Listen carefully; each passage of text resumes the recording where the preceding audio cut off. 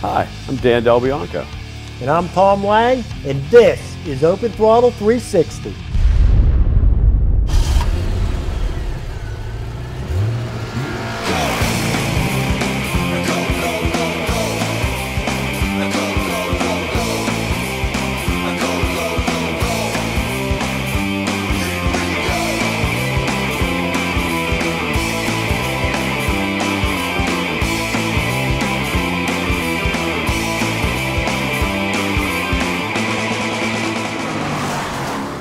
Open Throttle 360 presented by Millerstown Pick-A-Part. Used parts for less. Great parts, great selection. For more information, visit pickapartyard.com. Welcome to another episode of Open Throttle 360. We're here at Fowler Automotive Street and Track, also known as Fast Company Productions. With me is my guest host for today, Dan Del Bianco, Executive Director of the Pittsburgh Vintage Grand Prix. Dan, thanks for taking the time to join us today. Thanks for having me. Just a couple weeks ago, we were down at the World of Wheels car show, and you and I were taking a close-up look at a dirt late model. You got to feel more at home with the cars we're around today. But that was fascinating. I really enjoyed crawling underneath of that with you just to see the incredible size of that. It was very interesting, and I'm a little more comfortable with the smaller cars, I'll say. But you know, race cars are race cars. This year at the Pittsburgh Vintage Grand Prix, the Mustang is the mark of the year. And this car right here, while it won't be racing at Schenley Park, it will be running at the vintage races at the Pittsburgh International Race Complex. Exactly. Most people think of the Vintage Grand Prix as Schenley Park, but the first weekend we race out at PIRC. This will be the 10th year that we've done that now. And typically the mark of the year is in a European sports car that races at Schenley Park. And so this is one of the few times that we're going to have a real muscle car. So Mustangs, in fact, this Mustang will be racing on that first weekend on the 14th and 15th of July. Now, Pit Race is the track that used to be called Beaver Run. The cars that are going to be racing there, now not all of them are going to be at Schenley Park. One thing I like about going out to Pit Race and see those races, these big V8 cars honking down that main straightaway, that is very impressive. Yeah, and not just Mustangs. There's going to be Jaguars out there. There's going to be MGs in different classes, but the whole muscle car, lots of Porsches will be racing against them as well. So it's really everything kind of north of 1960 is what we race out there. Now, some of the cars there will also be racing at Schenley, though, is that correct? There are a couple that kind of cross over between the two, but you know, Schenley is a much more difficult course with stone walls, and it's right on the city streets. So we've got cars that are a little smaller, a little bit slower than when you get out of the old Beaver Run. But the cars, they run the gamut. Open wheel cars, single seaters, some are built from production cars, just a little bit of everything. A little bit of everything, exactly. And the Pittsburgh Vintage Grand Prix, it's not just 2 race weekends. There's a lot of days of automotive activities just jammed in there. It's 10 whole days. Yeah, we've got races on each weekend. In the middle, car shows. There's a black tie gala. There's a party at Bossa Nova. There's a concert at the Hard Rock Cafe. And there's a parade through downtown Pittsburgh. And then we take the race cars through Squirrel Hill. So you need to go to the website. There's not enough time to cover it all, but it's pvgp.org for Pittsburgh Vintage Grand Prix, and all the details are there. So you got the full schedule. We do. This Mustang's going to be racing at Pit Race. We took a look at another Mustang down at the World of Wheels that I guarantee is not going to be turning around any corners. It's a jet Mustang called the Crispy Critter. Let's take a look at that now. One of the more unique automotive creations that heralds from the Pittsburgh area is a 1967 Ford Mustang modified to run on a jet engine, known as the Crispy Critter. Some might argue the name described what the driver could become sitting mere inches from a salvaged U.S. Navy Banshee fighter jet engine. The Critter was built by Ted Trishler, who owned a body shop near the Heinz plant on Pittsburgh's north side. Trishler bought a 1967 Mustang body in white from Northland Ford. Ted cut the center out of the car and modified it to accept a Westinghouse J34 jet engine. In true hot rodder fashion, the car is a mishmash of parts from a variety of other vehicles. The front axle from a '39 Plymouth, the brakes from a '58 Buick, The shocks are actually aircraft struts, and the throttle and parachute controls were designed for a boat. Like a larger version of the Batmobile, the engine protruded through the rear of the car, requiring a custom-built deck lid made of fiberglass. Through the years, a variety of people owned the critter until it was bought by Frank Denler of Pittsburgh, a friend of Trishler who was involved in the original construction of the car.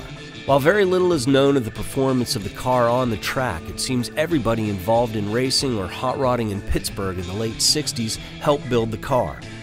Among surviving documentation of the car's construction is the bill of sale for the body in white, test, calibration, and overhaul records from the U.S. Navy for the J-34 jet engine, receipts for the 4 custom-built deck lids, custom fuel tank, Merc control levers, parachutes, and gauges. There's also a set of handwritten notes outlining the startup procedure and, more importantly, several important no-nos, steps to be avoided in the interest of safety. And for the right price, this piece of iconic Pittsburgh hot rodding history can be yours. For information about the crispy critter, email us at tom@openthrottle360.com. Oh, we're back. So you had a chance to look at the crispy critter, a jet engine powered car that's not real feasible. How about a battery operated car that might be just the wave of the future?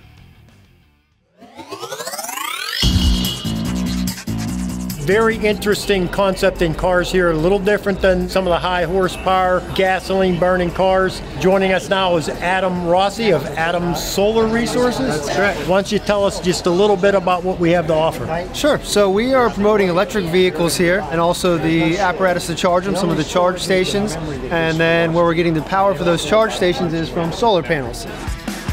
This car in particular catches my eye. What's this? This is the Tesla Model S from Tesla Motors out of California. Now, I've heard a lot about the battery-powered cars have a lot of power. What kind of power does a car like this have? So the thing about the electric motors, your torque is instantaneous. The Roadster is, I think, 3.7 seconds on a 0 to 60, and this four-door can be up to 7-passenger sedan is 4 seconds for its 0 to 60 time. So I mean, these things are very fast, and it's silent. You're not hearing that engine roar, and you know, you can go out and have a good time without waking up the neighborhood. Kind of like some superheroes car. Yeah, it does give you a superhero feel whenever you get behind the wheel. But if you're going to take this car home and plug it into your electricity in your house, well, that's usually coming from a coal-fired power plant. How do you and your company help to reduce the emissions with this solar panel we have behind us? It actually still has less emissions because of the efficiency of the electric car. You're not losing as much efficiency as you with the gas engine. And then we take it a step farther by installing solar panels for people's homes. And whenever we do that, then you can truly say it's a zero emission charge from it. Well, that's the best of both worlds for saving the emissions, is going with the solar power. What do you see down the road for the battery-powered cars? The price is just going to continue to come down as the battery technology continues to develop. And I also think that there's going to be a market for homemade conversions. I'm actually converting a 91 Honda CRX myself, and I'm seeing a lot of boutique shops pop up around the nation where they'll take some of the old, classic cars you see in there, strip it down, and put an electric motor in. Which is better, the thrill you get out of driving one of these cars, or the fact that you know you're doing something to promote the ecology? The first couple of times getting thrown back in the seat really did it for me, but being I'm the guy who likes generation, all these cars have regen too, so you don't really even use the brake in them. It's more of a game with pushing the pedal forward and then taking it back. So to coast, you're actually somewhere in midway, and when you pull all the way back up, you can feel the car slow up in its regen and building your mileage back up. Coming from a gearhead that's been into the gasoline burning cars for a long time, I can see the enthusiasm you have for this new technology, and thanks for taking the time to talk to us. Thank you so much for talking with me. I appreciate it.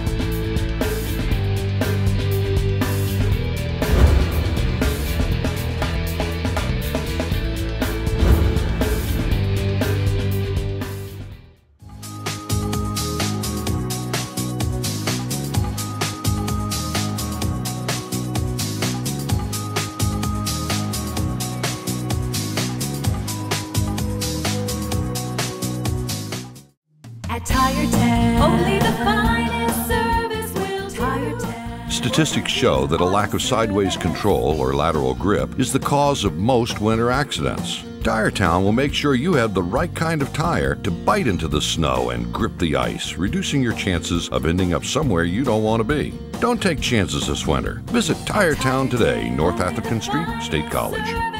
Tire Town, quality customer service for you. Sounds every man loves to hear. Ooh, nice hair. Text Super PGH to 667-788 for special offers from Supercuts. Welcome back. Dan, as I walk around the shop here, I think I'm in an art museum. You got so many pieces of fine automotive art here. What's the story behind that? Andy Shore, my office manager, does the framing. We have almost every, we do have every year's vintage car poster framed. Some of them he gets a little trick on and does a real Ferrari emblem, which is probably 200 bucks, does it in 3D, is capable of framing any car, anything you want framed, but he does a very nice job of it, as you can see. Yeah, I saw a Porsche poster over there, also has an emblem embedded in it. Really nice overhead shot of the Watkins Glen race course. Yeah, my wife Kathy goes with me to most of the races, and we go to the racetrack and she bought me the racetrack. And so he framed it, and naturally Andy did, and it's a gorgeous picture that I really value a lot. You must value that wife of yours too, yeah, to be love her buying you dearly. something like that. We have an awful lot of women involved in racing in various aspects. Some of them drive. Yeah, I have a driver that's been doing it like 13 years, I think. She drives the Porsche and the Alfa you've seen a lot of. Dottie, also co-owner of the Ferrari. She's very good, and I'm going to tell you what, she gives John a little bit of a chase for his marbles. I'll bet he appreciates you mentioning that, huh? It's tough. She's a lot shorter, and making her fit the cars when they switch off, it's difficult, but excellent driver. There are a lot of women involved in racing locally. Out at Pittsburgh Raceway Park, there's a club called the Gearhead Girls. All of them drive one form of motorsports or another. Let's meet the girls in the Gearhead Girls.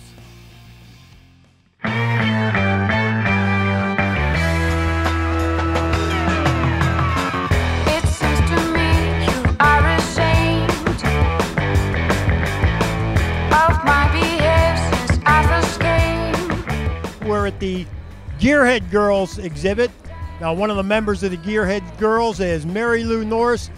Mary Lou, could you tell us a little bit about the Gearhead Girls and how it all got started? Gearhead Girls is a group of girls from the Pittsburgh area. We all have some type of vehicle that we either race, show, or just enjoy working on and having fun with. I'm insane, but then you've got to listen to what I say. Now, you're the president of the Gearhead Girls? Yes, I am. I founded the Gearhead Girls in 2008, and my goal was just to get girls that were into motorsports in a group so we can all, be together and enjoy each other's company. We all have the same interests, and it's been really exciting. Lisa found me whenever my truck was being painted. She saw my hood sitting in the place where it was being painted, and she thought only a girl could have a hood with Cummins written in pink on it. So she got a hold of me and she got me down here because they wanted a truck in with the mix just to, change it up a little bit.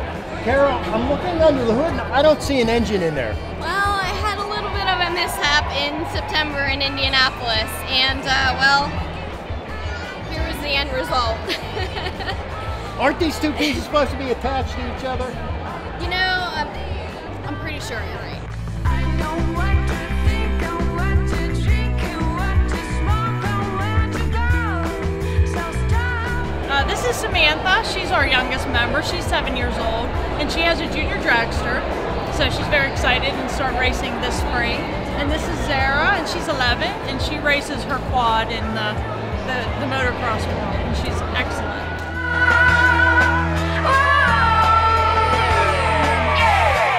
What are your goals as far as racing? To actually get in it, go down the track, which I haven't done yet. My husband wants to work the bugs out of it. He finished it and raced it a few times last year, and I think the lowest he did was 11:40.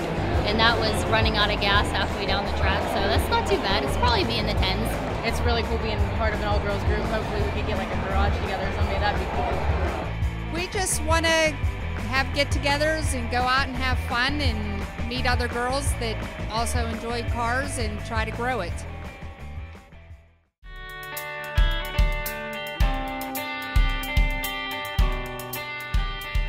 We're at the World of Wheels car show, and joining us now is a good friend of mine, Jim Sankowitz, the ambassador from Pittsburgh International Dragway. Jim, thanks for taking the time to talk to us. Tom, thanks for the title. Well, you have earned that. A little background, Pittsburgh International Dragway opened in 1964, closed in 1976, but it probably has a bigger following now than it did when the track was open. Why is that? It's wonderful. We still have a banquet every year. We started about 10 years ago with the regular track banquet, and we have over 300 people show up for the banquet, and the track's been closed for 35 years. It's great. Tracks that are still operating don't get that kind of turnout for their banquet. It's worth it just to see the guys get together and tell their stories about racing back in the day. We set up a race, how many years ago? 1997. Tom Lang started the first PID reunion race. Again, we have thousands of people show up for that. It'll be September 28th of 2013. It'll be a 2-day race this year. We're going bigger and better. It keeps growing again. And that'll be at Pittsburgh Raceway Park? Pittsburgh Raceway Park backs us up in all our doings. Appreciate their help. You want to tell us a little bit about some of the cars that you have on display? We brought out 14 old drag race cars. We had Ted Bryan. He announced at Pittsburgh International Dragway with me back in the early days, and he found his old race car. He sold it. He bought it when it was new, Hemi 4-speed car, raced it for about a year and a half, and sold it, moved into an A-fuel dragster. He found his car 43 years later last year, put it back together, and brought it out for us so everybody can enjoy it again. Now, one of the things you've always been trying to do is get as much memorabilia from the Pittsburgh International Dragway days. People are always coming up with this stuff, but you're trying to get a collection of it. My partner, Bill Truby, works with storing up pictures for us, and we're always looking for one more picture from the old PID track or from the Keystone drag strip, back when Pittsburgh Raceway Park used to be Keystone. We're looking for more and any other memorabilia or trophies or jackets, anybody we're afraid that might get thrown out. We'd like to put it in the archives and put it out so everybody can enjoy it. Well, on behalf of all the drag racing fans in this area, we really appreciate what you and Bill Truby and Jim Henderson do on behalf of the old Pittsburgh International Dragway. Tom, thanks. We're looking forward to a great summer this year. We put an event in with the Flashlight Drags this year, and we're going to do a big car cruise in July over at the Sonic. So we're looking forward to another great summer, just reunions. Well, just keep the memory of Pittsburgh International Dragway alive.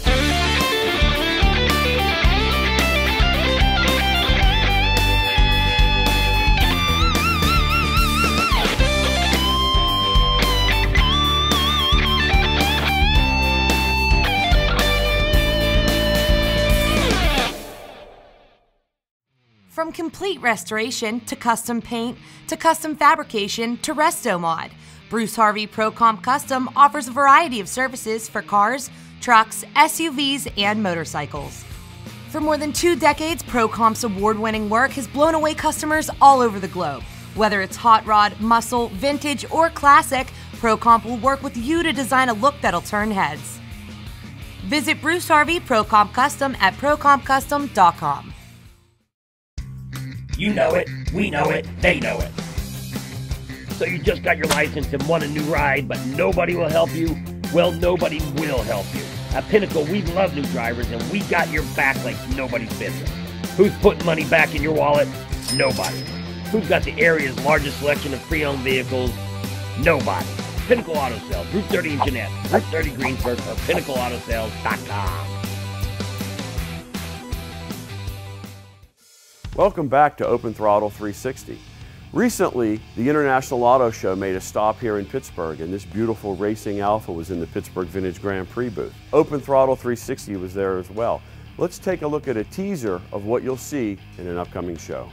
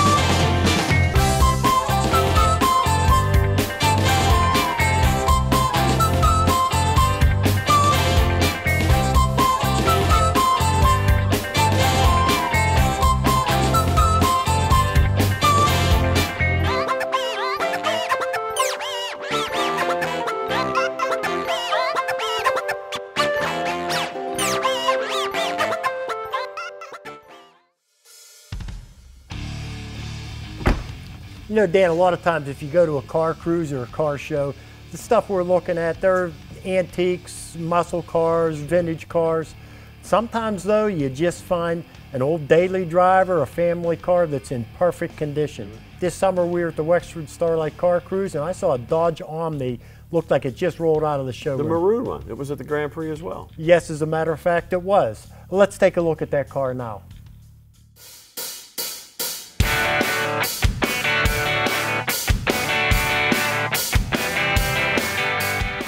We're at the Wexford Starlight Car Cruise, and as we walk through the parking lot here, we see muscle cars, hot rods, sports cars, collectors' cars, antiques, and then you got this one here.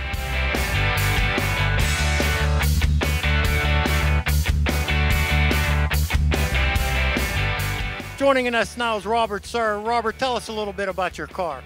Well, what we have here is a 1983 Dodge Omni. It's been completely restored, about a 3-year project. Very difficult restoration, especially finding parts for the vehicle. Kind of a labor of love. It has new paint, all new original Chrysler parts.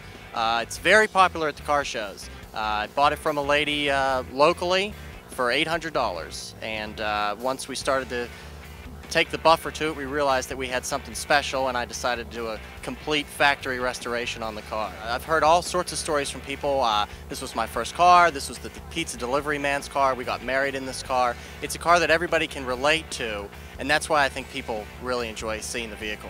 It has everything, all the chrome options, wheel trim, fender trim, window moldings. It's all decked out, bumper guards. On the inside, it has an original factory AM/CB radio, has all the optional storage boxes, has an optional rally speedometer, which was very difficult to find. Came with 0 miles on the speedometer, hooked it up to a cassette player on rewind for a month to get the mileage to match the speedometer I was taking out. But the interior is original. I had to have the headliner redone, carpet's original, and it's beautiful. Outstanding car. I can tell you're having a lot of fun with it. Where all have you been with the car? I have been here in Wexford. I've taken the car out to Carlisle, Pennsylvania for the big Chrysler show out there. I hope to take it to the Mopar Nationals in Columbus next year. And there's a big show in Butler, Pennsylvania called Mopars in the Park that I try to get to every year. Well, thanks for taking the time to talk with us. Enjoy your car a lot. Thank you.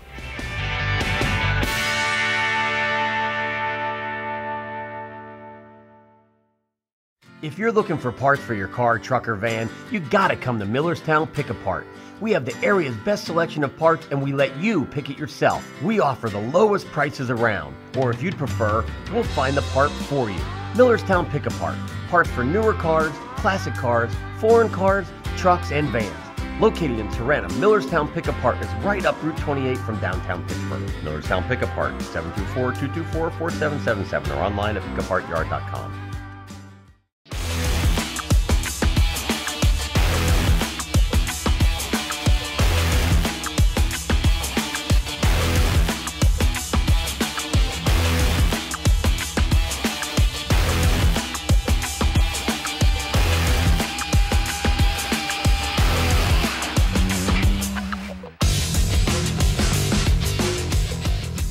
The best tires, parts, and service. Tire Town. Time for my favorite part of the show, the GoPro segment. If you'd like to be part of the show, go to OpenThrottle360.com and follow the link to upload your footage. Let's GoPro now.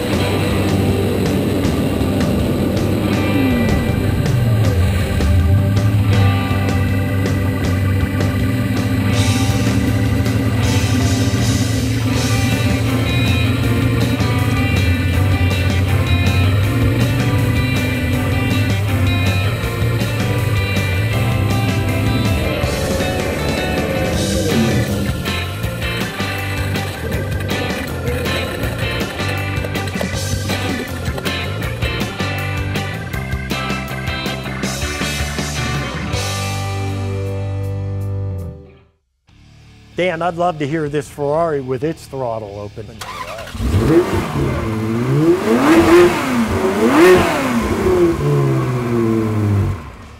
Oh, that was cool.